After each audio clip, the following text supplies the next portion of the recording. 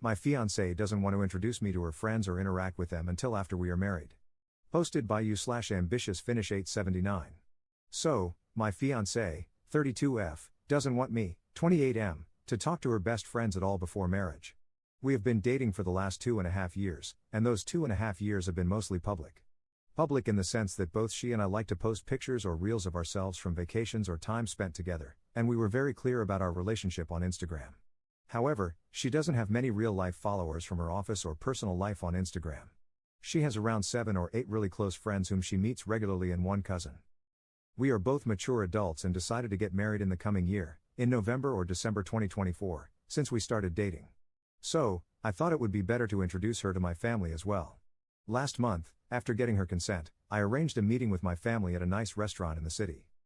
My family met her, liked her, and decided to fix a date for our wedding. However, my fiancée said it would be too soon for her to get married this year, so we eventually decided to set the wedding date for February 2025, 6 months from now. In my city, it is usually necessary to book wedding halls well in advance to secure a good venue. So, with her consent, I discussed it with my family and booked a hall for our wedding. A few days later, she also went ahead and booked a hall for her side of the celebration. It is normal in our culture to have separate celebrations from both the bride's and groom's sides. So far, I have introduced her to my family and one female friend of mine who lives in a different town with her boyfriend. Both meetings were well planned. She also accidentally met another friend of mine once in a mall. However, I have never formally met any of her friends, except for 1 or 2 accidental encounters. For example, once, I was driving my fiancée somewhere, and 2 or 3 of her friends hopped into the car, and we exchanged a few words as we traveled. Her friends were, of course, aware that we were dating. Now, a strange incident happened last week that left me really confused. I received a text from one of her friends on Instagram. Before this, I had never spoken to this friend except once, a year ago, when my fiancée wasn't talking to me due to a fight. At that time, I texted her friend politely, asking her to talk to my fiancée, as she was a good friend and might be able to help. She agreed to talk to her. I only messaged her friend because I felt my fiancée was going through a lot. She had a huge financial loan, was dealing with family issues, and was also upset with me. Shortly after, my fiancée called me angrily about DMing her friend on Instagram and told me never to talk to her again. I was surprised but complied, as our relationship wasn't very stable back then, and I wanted to give her space. Later that day, I received a message from her friend saying, "Hey, sorry, I can't help you with this," and then she blocked me on Instagram. I didn't react and just let it go. Now, last week, this same friend suddenly texted me because she couldn't reach my fiancée over the phone and was worried about what was going on. I politely replied, saying, "Hey, she's probably busy with work. I'll let her know that you're trying to reach her." I then called my fiancée and informed her. Her reaction was, "Oh Lord, why does she have to text you?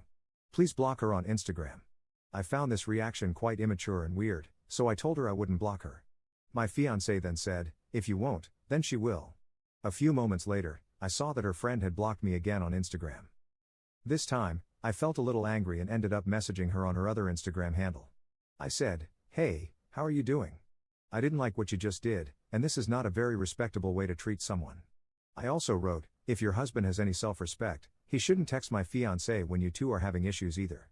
She responded, saying, "Me and my husband have been in her life long before you came into it." I politely explained that I never intended to interfere with their friendship, only to strengthen their bond, and that I felt disrespected for being blocked twice when I simply wanted to communicate or get to know them. She didn't reply to this but informed my fiancée, who once again became very angry with me, particularly because I had mentioned her friend's husband. I felt that was the only logical way to express myself. I am serious about my relationship with her. I introduced her to my family and friends. She doesn't have many family members, her parents passed away, and her cousins live abroad or far away, so her friends will be the ones present at our wedding from her side. I expected her to take me more seriously and at least not ask her friends to block me on Instagram. She often visits this female friend's house, has sleepovers, and attends parties there with her husband and other friends for birthdays or other events. I have never had the opportunity to formally meet her friends. I have expressed to her a couple of times that since her friend's husband sometimes joins their group meetings with their baby, maybe I could also join once. However, she is strictly against this, and after this blocking incident, I am seriously bothered. My fiancée says, "My ex-boyfriends used to bother my friends too, and I don't want that happening again." This reasoning might have made sense a year ago, but now that we're getting married in 6 months, she is still hesitant. She says she will introduce me to them only after marriage. However, since her friends will likely be helping with the wedding arrangements on her side, I felt the need to communicate with them as well. I haven't spoken to my fiancée in the last 2 days because of this, and now she's saying she is unsure about the marriage, claiming that my desire to meet her friends suggests I will be controlling in the future. I feel like she will text or call me soon. Am I asking for too much by wanting to meet her friends? What should I do? Update 1 month 1 week later.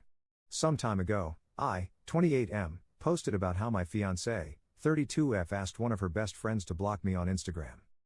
It hasn't been long since that incident, but today, I was surprised to learn that my fiancée's mother, whom she has always referred to as dead, is actually alive. A few weeks ago, her best friend, who is already married with 1 child, texted me to ask about my fiancée's whereabouts since she hadn't been able to reach her. When my fiancée found out, she immediately asked me to block her, but I refused. Instead, she made that best friend block me, and the rest of the story is already in my previous post. Since then, I have struggled to trust her. My fiancée has always told me that she has no family. She claimed to be an only child and said both her parents had passed away. She used to visit her countryside home every 3 to 4 months, saying she was going to see her aunt, who she claimed was the only person living there. However, something always seemed a little off. Every time she went, she would stay for at least 2 to 3 days. Other things seemed suspicious too. Whenever she received a phone call, the contact name would show as Dad Home, but a woman would always answer, whom she referred to as her aunt. My fiancée has already met my parents, and we were supposed to get married this coming February. However, my parents were hesitant about our marriage because they didn't like the secrecy and were also concerned about her making her best friend block me. I assumed it was just a generational difference and tried to convince my parents that it wasn't a big deal. Still, my parents didn't feel comfortable with the relationship. Last week, they went near my fiancée's office and asked one of her colleagues if she knew anything about her family. However, the colleague didn't know much. I know what my parents did wasn't right, but perhaps they saw the situation from an outsider's perspective and just wanted to protect me. Later, I told them it was inappropriate to bring these matters into a professional space. They agreed not to do it again but urged me to do proper research before moving forward with the marriage. This made me reflect on their concerns from an outsider's perspective, and I started feeling increasingly uneasy about everything. My fiancée never let me talk to or follow any of her friends or relatives on social media. She said the reason she wouldn't introduce me to her family was that they wouldn't approve of an inter-caste or inter-community marriage, as such unions are still not widely accepted in some parts of India. However, she always claimed her parents were open-minded and that she was raised in a modern household. She would criticize my family for being suspicious and backward and even said that if her parents were alive, they would have definitely supported our marriage. Initially, my parents liked my fiancée when they first met her and were happy about the marriage. My father even offered to cover the wedding expenses for her side since she wasn't doing well financially. However, their suspicions grew when she made her best friend block me. All of these things combined made me very suspicious, so today, I decided to visit her countryside home just to check. I went there pretending to be looking for someone else, and when I knocked on the door, her mother answered. I immediately recognized her because my fiancé had shown me photos of her before.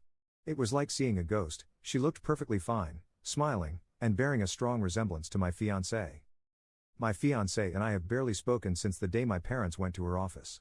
She called my parents crazy for what they did and said that people from my community are cunning and suspicious, constantly spying on others. However, she never acknowledged the fact that she had told such a massive lie to my family. While I admitted that my parents were wrong to inquire about her at her workplace, I also felt that it was unfair for her to speak about my family that way, especially when she had been acting so suspiciously, making people block me and faking her mother's death. I haven't confronted her about this yet, and I don't know what to make of it. This is a huge lie, and I can't think of any valid reason for it. Her mother looked completely fine, around 50 to 60 years old.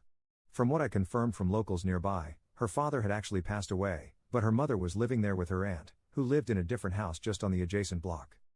I just want to know if there could be any valid reason for this because I honestly can't think of one. Relevant comments. Commenter. Start working on getting out of the false grape case, segs on the promise of marriage. Talk to a lawyer and gather solid evidence. Do not marry her under any circumstances. Ops response. Yeah, my friend, even I thought about these things when I first found out her mother was alive. I am Bengali, and she is Assamese. My girlfriend is very confusing at times. She has good sides too, like her love for animals, but she also harbors hatred toward Bengalis. I was always scared of that side of her and never really knew what to do. When I look back, I remember very fond memories of us together, you know. She was a huge fan of animals and always rescued injured ones. She has an injured pigeon, an injured cat, and 6 birds in her apartment right now. This paradox is killing me with doubt on the inside. She had very good sides to her, but also very suspicious and quite scary ones. There are terrorist outfits in Assam, and I'm scared. What if she was even a part of one? Although I never got any proof of it. I really don't know. One of her friends, a couple friend, was also linked to taking people's money in the name of high returns and not returning it. That friend once took some of my girlfriend's money as well and didn't return it. My girlfriend told me they had a bad fight and didn't talk for a year, but just 2 months ago, she suddenly started talking to that friend again. So these things are quite suspicious. The logical side of my brain is telling me that just because she liked animals doesn't mean she loved me. She used to say how good the dog was, it stayed the way she kept it and never complained like humans. But then I told her, that's because it's a dog, not a human. Humans will always have their own likes and dislikes. I explained this to her very gently, but she just said, yes, that's true, but I like animals the most. I don't know exactly. Who is she? Second update 1 month later. So, it's been about a month since I posted my question about my fiancée's strange behavior and her lie about her mother being dead. Today, I thought I'd share a small update on the situation because many of you have been asking for it. After discovering that her mother was still alive, I was in shock for a few days. But gradually, I started to feel better, though I was still eager to understand if I had done anything wrong, especially because I had seen both the good and bad sides of her. Now that some time has passed and I can think more clearly, though I do miss her at times, I reflect on what I know about her. She is naturally very compassionate and has shown great kindness toward animals, adopting or helping several stray animals during the 3 years we were together. I've seen her experience happiness, sadness, and vulnerability. I've seen her good side, but she has also been very harsh in her feelings toward my community, language, my parents, and even me. She clearly did things that were wrong, like discouraging interaction with her friends and lying about her mother being dead, among other things. She also lied to me another time in the past, which I consider the second biggest lie after the story about her mother's death. This happened one night when she arrived in my city a day earlier than planned from her village home. I found out because I had been calling her repeatedly. She said she wanted to surprise me, but we didn't end up meeting that day because she asked me not to come over, claiming she was tired and feeling unwell. Later that night, I called her multiple times, but she didn't pick up. The next morning, I went to her flat and discovered she wasn't there. A few hours later, she called me from a friend's phone and explained that she had gone to her friend's house because her friend's boyfriend had come to stay, and the watchman wouldn't allow another guy in the flat. So, they pretended to be family relatives to cover it up. I forgave her for lying that time and chose to trust her again. In hindsight, it was another significant lie, the second biggest in our entire relationship, with the fake story about her mother's death still being the first. About 7 or 8 days ago, I noticed her repeatedly posting WhatsApp updates about how badly I treated her, how she was subjected to loneliness, and how I broke up with her. During that time, I attended a party with some guys and girls, and I saw her posting stories that directly defamed me, even though we had already broken up and I had every right to socialize with whomever I wanted. That day, I messaged her after seeing her status updates, partly because I was angry about what she had posted and partly because I wanted to know the real reason behind her lie about her mother's death. She responded with a lengthy message, but to summarize, she listed the following reasons. 1. She said she lied about her mother being dead because her mother never received the respect she deserved in her past relationship. Her ex probably never let her stay at her mother's village house for more than 2 days. 2. Her ex-boyfriend was roaming around the city with other girls and probably even cheated on her while her mother was in the hospital. 3. She thought her mother would receive proper respect if she lied about her being dead, just like her late father, who, according to her, was treated respectfully after his passing. None of the reasons she gave seemed serious enough for me to believe. I pointed out that about 90% of her reasons were related to her ex-boyfriend and asked why she had to lie about her mother, especially since I had always been supportive of her family issues. I told her that her explanations didn't make any sense to me at all. She later told me I was wrong to say she has narcissistic personality disorder. I had told her that once before because she never feels sorry and uses gaslighting to hide her mistakes. I read online that these could be symptoms of NPD and suggested she seek expert help. She said she had consulted a psychologist who diagnosed her with CPTSD, which can sometimes cause narcissistic traits. Even so, I don't see how that justifies creating such a complex story about her mother to deceive both me and my parents, even going as far as to give a specific date for her mother's death anniversary. She was also upset with my parents because they found the whole situation suspicious and started asking questions. Although I feel bad and believe she may be dealing with some behavioral disorders, I also suspect there is a deeper, more complex secret, whether it's hers or her family's, that has led to all these lies.